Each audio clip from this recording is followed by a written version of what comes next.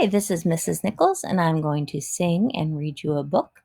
This is We Shall Overcome, the story of a song, written by Debbie Levy and illustrated by Vanessa Brantley Newton. We shall overcome, we shall overcome, we shall overcome someday. I'll be alright. I'll be alright. I'll be alright someday.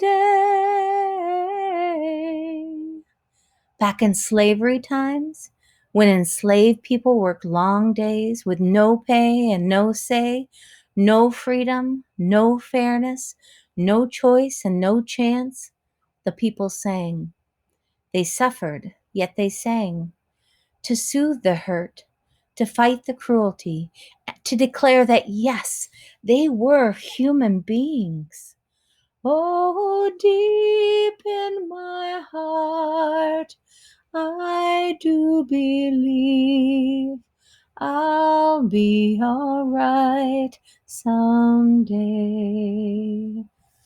I'll overcome someday. I'll overcome someday. If in my heart I do not yield, I'll overcome someday. It took a war, the Civil War, to end slavery.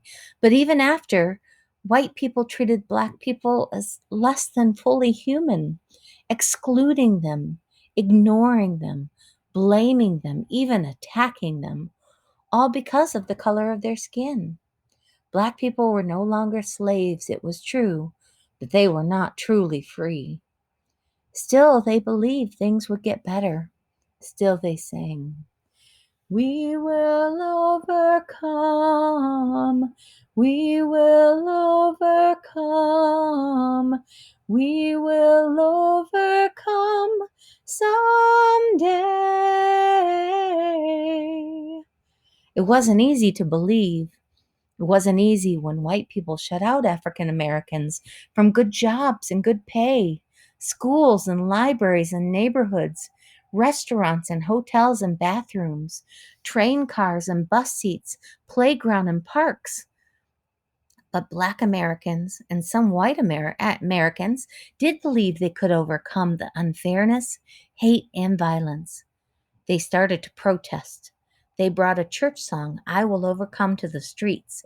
But since they were marching and working together, they sang, We will overcome. We together will overcome. Oh, deep in my heart, I do believe we will overcome someday. From the streets, the song reached the ears of city people, country people, followers, and leaders. It reached Martin Luther King, the most important leader working for justice for African Americans. He took the song with him in his heart everywhere he traveled.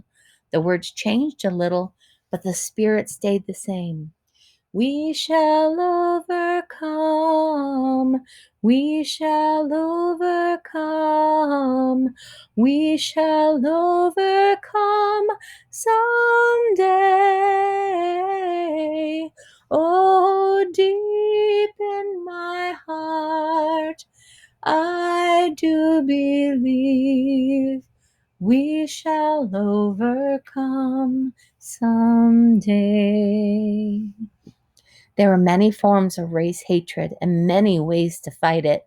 Some students fought by sitting down in restaurants and asking to be served. They didn't ask for free food. They didn't want special service. They just wanted to buy a meal like any white person could. The students sat and sat, waiting for hamburgers, donuts, and sodas that never came. The students sat and waited until they were arrested, and as they were taken away to jail, they sang, We are not afraid. We are not afraid. We are not afraid today.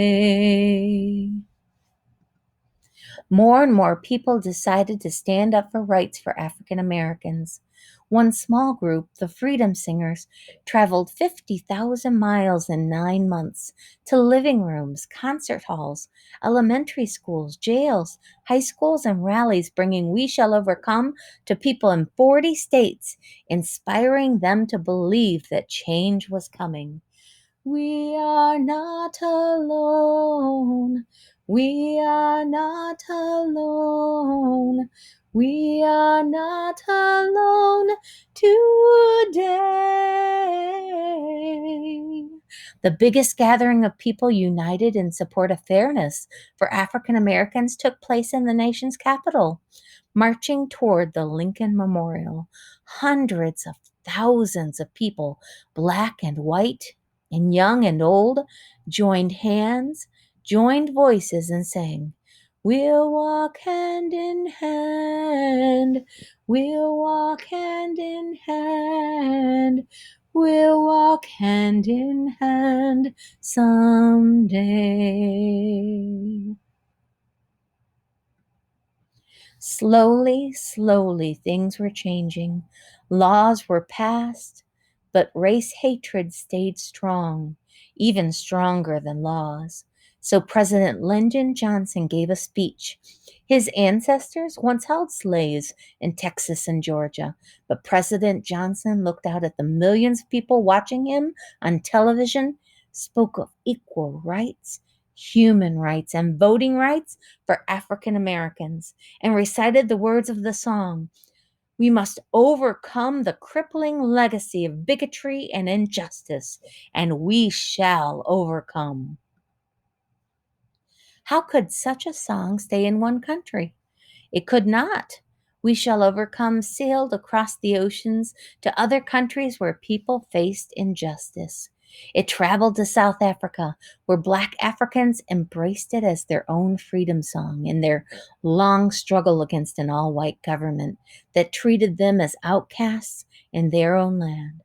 Black and white together, black and white together, black and white together someday.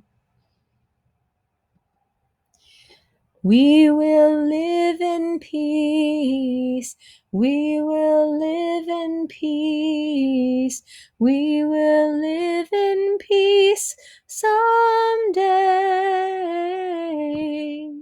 The song traveled to India, East Germany, South Korea, Czechoslovakia, Northern Ireland, Bangladesh, China, the Middle East, South America, wherever people worked for a better life. Even as it spread across the globe, the song never really left its American home. It took a very long time, but race hatred did grow weaker. Freedom grew stronger. President Lyndon Johnson was followed by another president, and another, and another, and another, and another, and another. And then the people of the United States, black and white, and young and old, elected an African American man to be their president. On that day, people sang the song that so many voices had sung before, in pain and in protest. On that day, they sang in happiness. Oh, deep in my heart, I do believe we shall overcome someday. And that president was Barack Obama. And he was the first African American president elected. And this week, we have elected our first female Black vice president, Kamala Harris.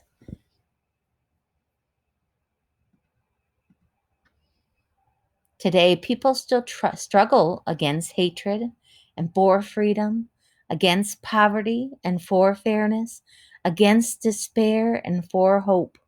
We still sing.